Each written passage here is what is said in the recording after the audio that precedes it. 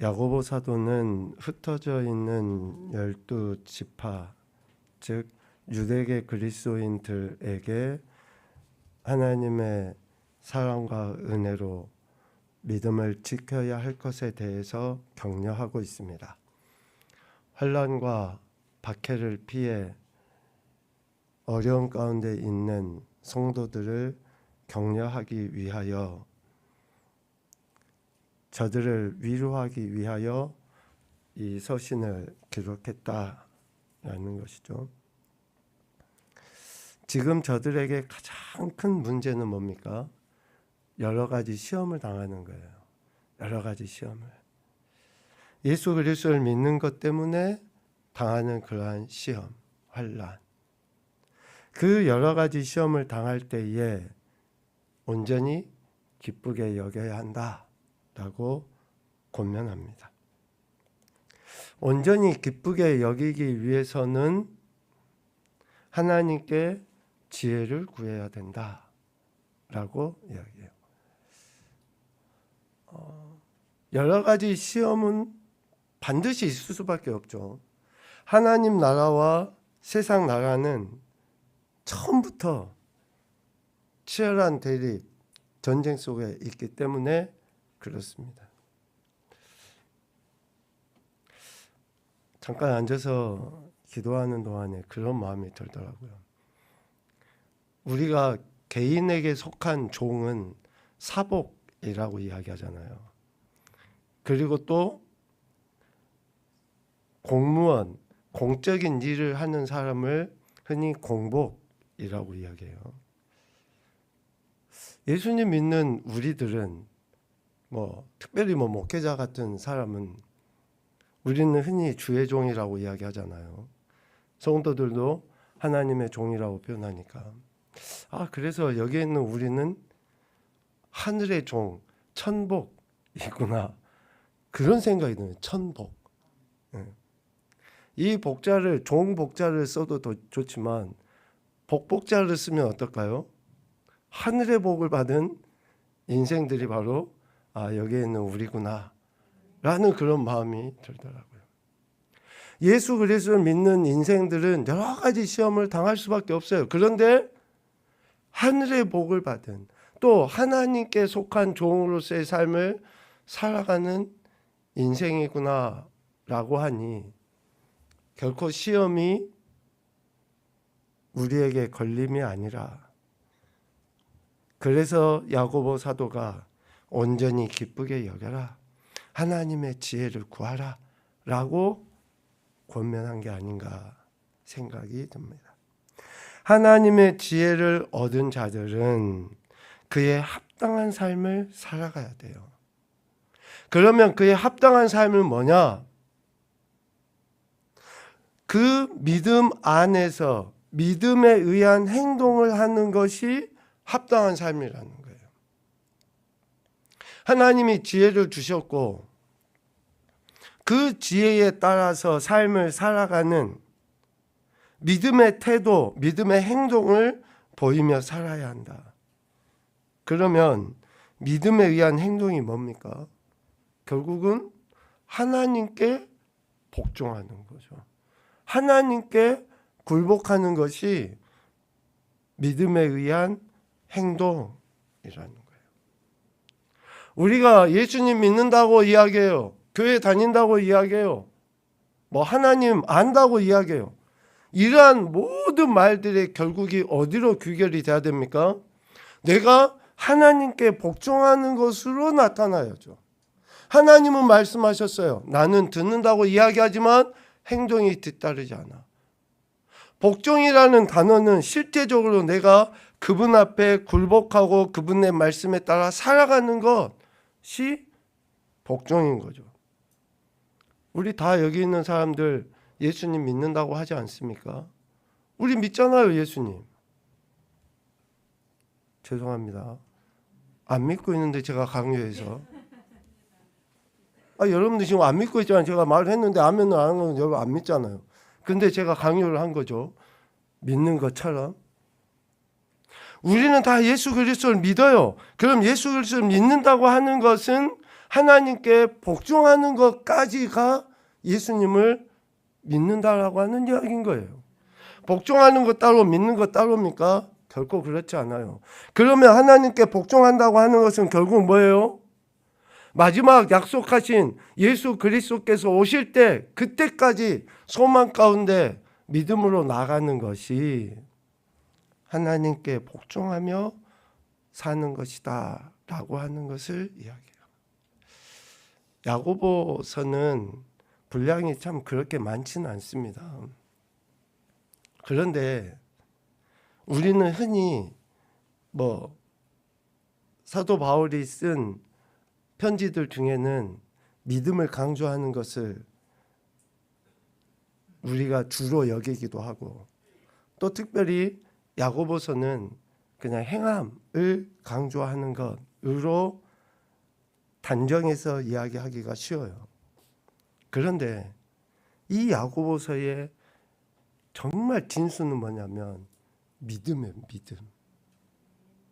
믿음으로 하나님께 복종하는, 그러니까 하나님께 복종하는 믿음을 보이는 자들이 여러 가지 시험을 당해도 온전히 기쁘게 여길 수 있고 다시 오시마 약속하신 그 주님을 고대하는 실제적인 삶의 태도를 보이는 거예요.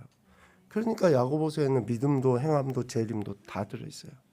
얼마나 우리의 신앙이 이 악한 세대 속에서, 즉 여러 가지 시험이 우리에게 주어진 이 상황 속에서 우리의 믿음을 지키며 그 믿음에 따른 행함을 가지고 다시 오실 주님을 맞이하는 거룩한 신부로서의 삶을 살아야 하는지를 정확하게 가르쳐 주시고 있다라는 것입니다.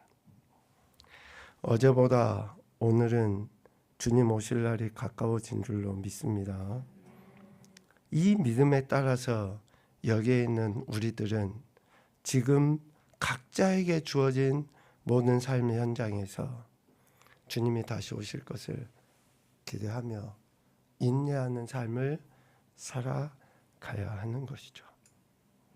그래서 4장에 그런 이야기도 했어요. 야, 제발 허탄한 계획과 허탄한 자랑을 하는 사람들, 세상의 가치를 두고 살아가는 사람들이 좀 부하고 명예를 얻고 뭔가 잘 되는 것 같은 것을 제발 부러워하지 말아라. 되려 저들을 위해서 기도하고 좀 긍휼히 여겨줘라. 저들이 뭔가 이룬 것에 대해서 눈꽃만큼이라도 좀 부러워하거나 나도 저들처럼 되었으면, 나도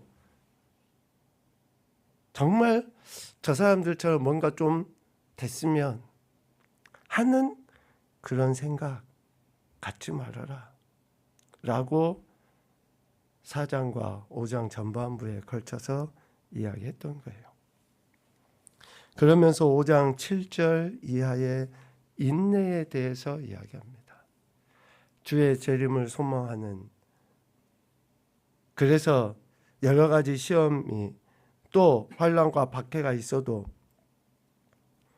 온전히 기쁘게 여기는 삶을 살아가는 이들은 인내함으로 주님 오실 때를 기다려야 한다라는 것을 가르쳐 주신 것입니다.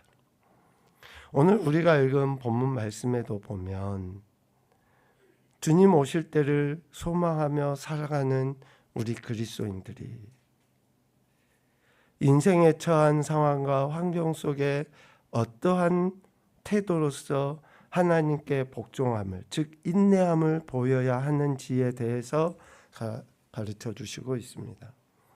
13절 보니까 너희 중에 고난 당하는 자가 있느냐? 그는 기도하라.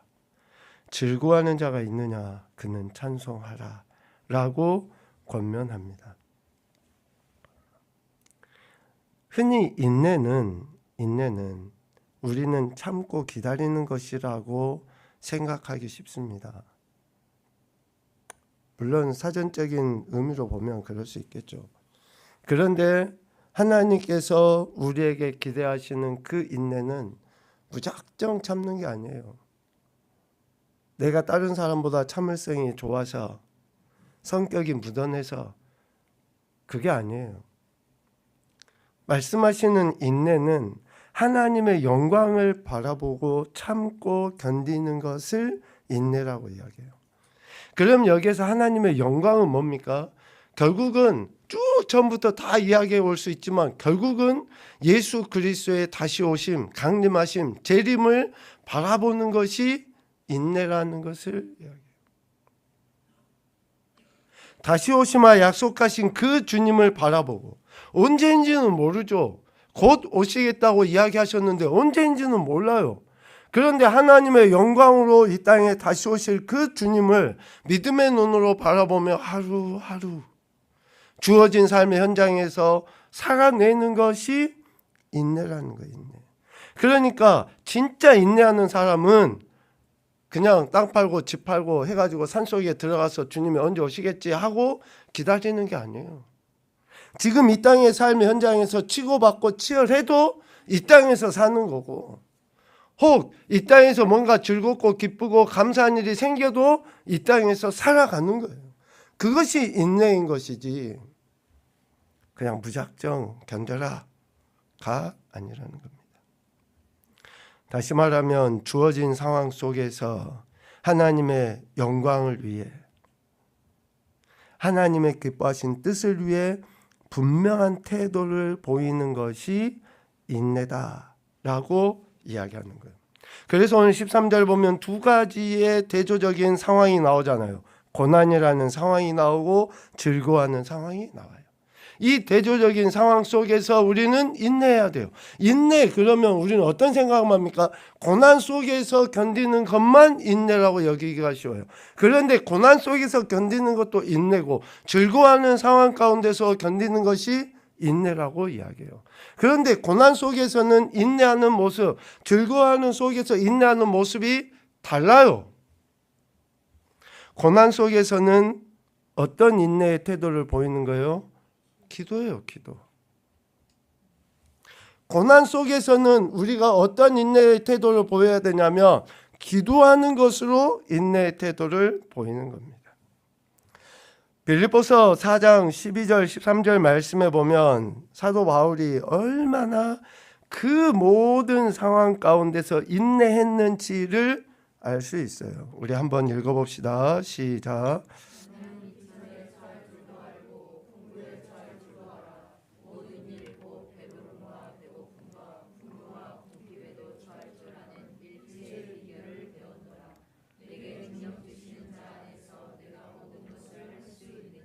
아멘. 비천에 처할 줄도, 풍부에 처할 줄도, 배고픔과 배부름과 풍부와 궁핍과, 여러분 계속 이게 대조되잖아요. 오늘 야고보서 5장 13절 말씀에 대조되는 고난과 즐거움과 같이 사도 바울의 일생에 있어서도 이 대조되는 모든 상황들 가운데에서 하나님의 영광을 드러내는 인내를 배우게 되었다라고 이야기합니다. 고난당하는 자의 인내는 기도입니다. 오늘 5장 13절 말씀에 기도할 것이요 라는 이 단어의 시제는 현재 능동태예요. 그러니까 고난당하는 자들은 한 번 기도하는 것이 아니라 현재 계속적으로 하나님 앞에 기도하는 태도로서의 인내를 보여야 돼요.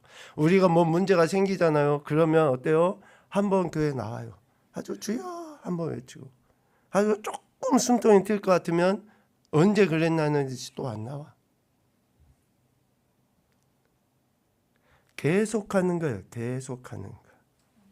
언제까지요? 주님이 오실 때까지, 또 주님이 우리를 부르실 때까지 계속 문제가 있든지 없든지 상황이 어떠하든지 관계없이 계속 기도하는 인내의 태도를 보여야 돼요. 고난당하는 자들은. 한 번, 두 번 나와서 기도하고 얼른 뭐가 해결이 안 되잖아요. 그러면 그 사람들 마음에 어떤 생각이 들까요? 쓴마음이 생겨요. 내가 기도했는데 안 되더라. 기도했는데 뭔가 풀리지 않더라. 한 번, 두 번이 아니라 계속 해야 된다고요. 계속. 계속 해야지만이 돼요. 부르짖어 하든지 소리내 하든지 그냥 잠잠히 하든지 몸을 갖다 놓고 하나님 앞에 계속 기도하는 거예요. 그래야 하면 그 인내 태도를 하나님이 보시는 거죠. 두 번째로는 즐거워하는 자는 찬송하라 라고 이야기하잖아요. 즐거움이 있을 때는 찬송하는 거예요. 여기서 찬송할지니라 라고 하는 단어의 원어의 의미는 줄을 튕기다 라는 거예요. 그러니까 여러 가지 악기를 동원해서라도 하나님 앞에 즐거움에 대한 고백을 하라는 거예요. 이것이 인내라는 거예요. 뭔가 기쁘고 즐겁잖아요. 그러면 미안하지만 그냥 우리는 좋은 일에 대해서 감사할 일에 대해서 감사한 거 한번 딱 하고 나면 그걸로 돼. 그게 아니에요. 시간 내 몸을 갖다가 하나님 앞에 찬양하고 또 예배드리고 하는 그러한 지속적인 태도로서 하나님 앞에 즐거움을 허락하신 하나님 앞에 감사하라 라는 그 이야기를 하는 거예요. 그러니까 우리가 고난 혹은 즐거움이 있을 때 여전히 하나님 아버지께 대한 이러한 태도로서의 인내를 보일 때에 우리는 하나님께 복종함이 되고 더 나아가서는 여러 가지 상황 속에서 그 모든 것들을 온전히 기쁘게 여기는 그러한 믿음의 사람이 되는 거예요. 믿는 사람과 믿지 않는 사람의 가장 큰 특징이 뭡니까? 다름이 뭐예요? 뭐 나중에 죽어서 천국 간다. 우리 안 죽었으니까 모르잖아요. 나중에 죽어서 천국 간다 안 가는데 이 차원의 문제가 아니라 이 상황 앞에 이 문제 앞에 내가 지금 어떻게 대처하고 대하느냐에 따라서 믿는 사람과 믿지 않는 사람이 다른 거 아니에요? 아니 믿는다고 하면서도 좀 문제가 생기고 질병이 생기고 고통이 생기고 어려움이 있으면 죽을 상을 쓰고 이 사람 저 사람 쫓아다니면서 뭔가 의지해 보려고 하고 하나님은 안중에 없고 눈에 보이지 않는 것처럼 살아간다 그러면 희락이 상실됐다 그러면 평안이 상실됐다 그러면 안 믿는 사람하고 우리가 뭐가 다르냐고요. 뭐가 달라. 아니 뭐가 다르냐고요. 그러니까 고난이 있으면 우리에게 하나님께서 말씀하시면 기도하면 되고 즐거운 일이 있으면 찬송하면 되고 세상 사람들도 즐거운 일 있을 때는 노래방 가서 뭐 술 한잔 하면서 노래 부르고 뭐 난리 치잖아요. 아니 그들이 그렇게 하는 것보다 훨씬 더 고차원적으로 우리는 하나님만 바라며 진정한 인내로서 하나님 앞에 나가는 거 아니에요? 이것이 예수님 믿는 사람들이 안 믿는 사람하고 다른 거잖아요. 오늘 찬양대 축복합니다. 멜로디가 마지막 중간 이후에는 뭐 약간 그 무슨 왈츠 8분의 6박자는 잘 모르겠고 굉장히 마음에 이렇게 기쁨이 있더라고요. 우리 찬양대 얼굴 보니까 다 기뻐하는데 저는 옆에서 딱 이렇게 보잖아요. 이쪽도 보이고 저쪽도 보여요. 회중에 앉아있는 미안하지만 여러분들 얼굴은 굉장히 무거웠어요. 음악은 뭐 이렇게 왈츠처럼 그렇게 하는데 듣고 있는 사람들은 다 딴짓하고 죄송합니다. 아니 진짜로 여러분들은 여러분의 얼굴 못 보니까 근데 제가 보니까 굉장히 표정이 무섭고 어두웠어요. 음악하고는 다르게 찬양하고는 다르게. 다음에 우리 영상팀은 회중도 이렇게 한번 비춰주십시오. 녹화를 해놓으셔요. 가지고 아니 진짜로 한번 우리 찬양대원들 아마 여러분들 얼굴도 보실 텐데 여러분 우리가 안 믿는 사람하고 다른 것은 성령 안에 있는 그 희락의 은혜 그러니까 고난이 있다 할지라도 기도함으로 희락을 누리고 또 즐거운 일이 있어도 찬송하는 것으로 희락을 누림으로 우리가 하나님께 복종하고 있다라고 하는 인내의 사람이라고 하는 것을 드러내 보이는 것이 안 믿는 사람하고 다른 거예요. 오늘 야고보 사도는 이 이야기를 하기 위해서 엘리야 선지자를 예로 들고 있어요. 엘리야 선지자를 예로 들면서 우리가 정말 아마 귀가 따갑도록 들었던 표현일 거예요. 엘리야는 우리와 성정이 같다. 엘리야는 우리와 성정이 같다 라고 하면서 여러분들이 지금 5장 17절 18절 말씀을 보면서 어떻게 묵상하고 어떻게 지금까지 이야기를 들었습니까? 엘리야는 우리와 성정이 똑같은데 엘리야가 기도하니까 비가 안 내렸고 엘리야가 기도하니까 비가 내렸더라. 우리도 기도하면 비가 내릴 수 있고 안 내릴 수 있다. 우리가 기도하면 병든 자를 살릴 수 있고 고칠 수 있다. 그러니까 우리 기도해야 된다. 여러분 이 말씀 맞아요. 틀렸다고 하는 이야기가 아니에요. 그런데 왜 야고보 사도가 엘리야를 이 말씀에 갖다 붙였는지 여러분 곰곰이 생각해 보세요. 이 본문 아니고라도 이 말씀 아니고라도 엘리야는 얼마든지 능력을 행했던 사람이에요. 엘리야의 역사를 봐보세요. 하나님의 능력을 실제적으로 보였던 인물 맞아요. 그가 가뭄 들었을 때 사르밧 과부 집에 가서 기름이 넘치게 했잖아요. 또 이후에 그의 아들이 죽었을 때 살리기도 했어요. 말한 것처럼 비가 오게도 안 오게도 했고, 또 우리가 잘 알고 있는 것처럼 바알과 아세라의 선지자들과 850대 1로 싸워서 이겨버렸잖아요. 이런 엄청난 능력을 행한 그 엘리야, 이 능력을 행함에 있어서 능력으로 인해서 기적이 이적이 나타났었을 때에 엘리야는 오늘 야고보 사도의 표현으로 바꿔보면 하나님 앞에 뭘 해드려야 되는 거예요? 찬송해야 되는 찬송. 엘리야는 지금 이런 엄청난 능력을 행한 것으로 인해서 하나님께 감사, 찬양, 영광 올려드려야 되는 것이고, 또 반대로 엘리야의 인생의 여정 속에 가장 괴롭고 고통스럽고 고난 가운데 있었던 상황이 언제입니까? 850대 1과 싸워서 이겼을 때에 이세벨이 그런 이야기를 하잖아요. 내가 당신이 죽지 않으면 하나님께서 차라리 내게 벌을 내리시는 것이 더 맞다 라고 할 정도로.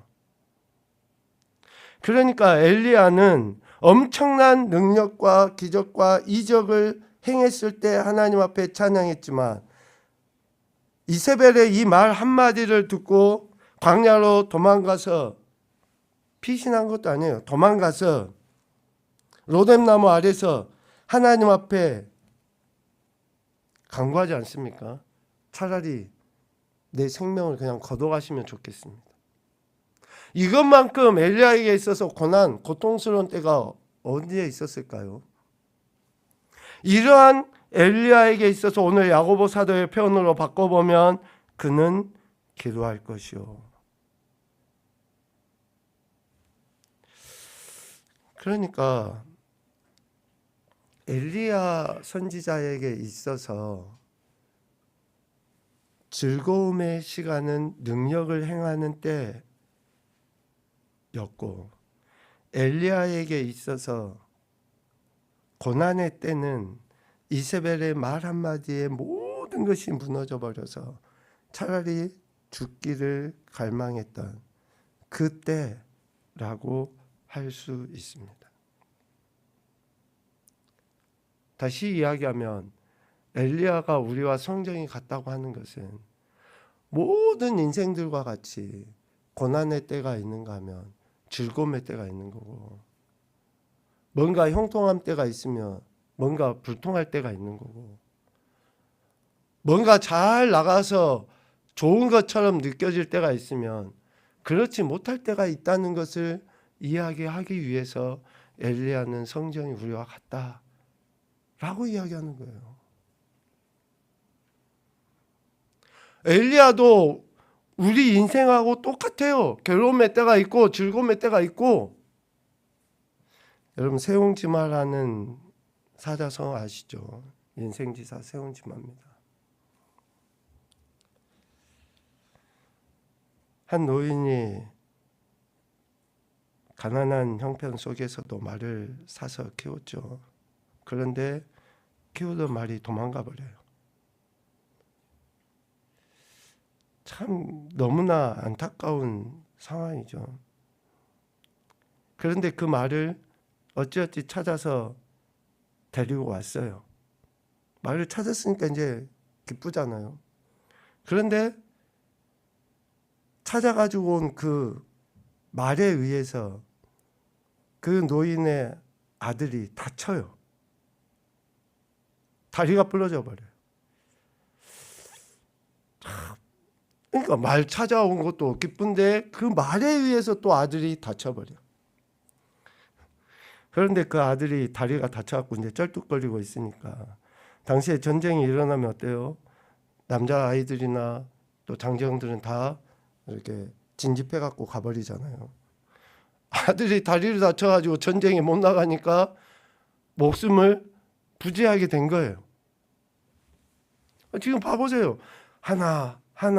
하나의 사건들마다 뭔가 가난한 형편에서도 말을 산 거는 좋은 일인데 그 말이 도망가 버리고 다시 찾았는데 그 말에 의해서 아들이 다치고 아들이 다친 덕분에 전쟁통에 안 나가고 목숨은 부지할 수 있게 돼요. 그러니까 여러분, 우리 인생의 한 개인이나 공동체나 좋은 일과 좋지 않은 일, 오늘 야고보 사도가 표현한 것처럼 고난이나 즐거움이 한 개인의 인생뿐만 아니라 공동체 전체, 역사적으로도 이런 일들이 교차해서 나타나고 있다는 것을 분명하게 이야기해요. 엘리야라고 하는 이 엄청난 능력자에게 있어서도 좋은 일과 좋지 않은 일이 너무나 분명하게 교차해서 일어나고 있다고 하는 것을 이야기하는 거예요.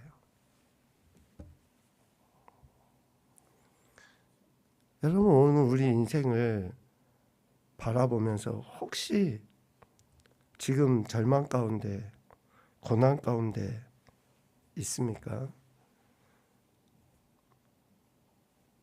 인내하실 수 있기를 소망합니다. 그냥 참는 게 아니라고 했어요. 주님이 약속하신 말씀을 기대하고 기도하는 인내의 모습을 보이시면 돼요. 또 혹시 여러분 뭔가 좀 잘 풀리는 것 같고 이루어지는 것 같고, 특별히 연말이 되면 우리가 한 해를 쭉 결산해 보잖아요. 그럼 뭔가 이루어진 것 같아서, 남들보다 더 많이 벌고 뭔가 잘 된 것 같아서 감사하잖아요. 그것에 대해서 인내해야 돼요. 어떻게요? 그 모든 것을 허락하신 하나님께 감사 찬양하며 인내하면 되는 거예요. 왜 지금 이러한 인내가 왜 필요합니까? 앞서 이야기했잖아요. 이 인내함은 앞으로 우리에게 주어질 혹 고난에서 즐거움으로 바뀔 때 교만하지 아니하고, 또 즐거움에서 고난으로 바뀔 때에 낭망하지 않도록 하기 위해서 지금 우리가 인내함으로 나가는 거예요. 그렇게 하나님의 은혜를 구하며 겸손히 인내하며 나가는 자들을 통해서 하나님은 역사하십니다. 그것이 우리가 그냥 자주 읽으면서 이렇게 되기를 소망하는 14절, 15절, 16절 말씀이에요. 이 구절은 단순히 그냥 우리가 병든 자를 위해서 믿음으로 무조건 구하면 되어진다, 그런 차원의 말씀이 아니라 앞뒤 문맥 속에서 인내하는 자들, 하나님께 복종하는 자들로 말미암아 고난 속에서, 질병 속에서 하나님께서 주실 은혜, 또 형통과 즐거움 속에서 교만하거나 넘어지지 않도록 하시는 하나님의 은혜를 경험케 하시는 그러한 말씀으로 우리에게 주신 것이다 라고 하는 것입니다. 말씀을 좀 정리를 했으면 좋겠는데요. 야고보서는 우리가 처한 상황이 다 다른 것 같지만 결국 하나님의 자녀여 백성인 우리는 하나님께 복종함을 나타내 보임으로, 즉 지금 하나님께 기도하고 지금 하나님께 찬송하는 것으로 우리가 하나님께 복종한다는 것을 드러내 보임으로 우리가 의로운 존재라고 하는 그러한 것을 실제적으로 삶 속에서 드러내 보여야 한다라고 하는 것을 잘 가르쳐 주시고 있습니다. 우리 인생의 여정 어찌 보면 짧고 또 어찌 보면 길죠. 그때마다 하나님께서 주신 은혜가 있기에 우리는 오늘이라는 시간을 맞이할 수 있게 된 줄로 믿습니다. 그 은혜를 생각하면서 혹시 지금 고난당하고 있는 상황이라면 하나님 앞에 기도하시고 또 혹시 조금이라도 여유가 있고 즐거운 상황이라 그러면 하나님께 찬송하시면 됩니다. 그리할 때에 우리 안에 크신 은혜를 약속하신 은혜를 베풀어 주시는 거예요. 기도나 찬송은 어떤 특별한 사람의 것이 아니라 하나님의 자녀요 백성인 우리가 삶의 현장에서 지속적으로 보편적으로 해야 될 태도라는 것을 꼭 기억하시고 하나님께 복종하고 그 하나님을 경외함으로 우리의 남은 인생이 더욱더 복된 인생이 되실 수 있기를 주님의 이름으로 축복합니다. 아멘.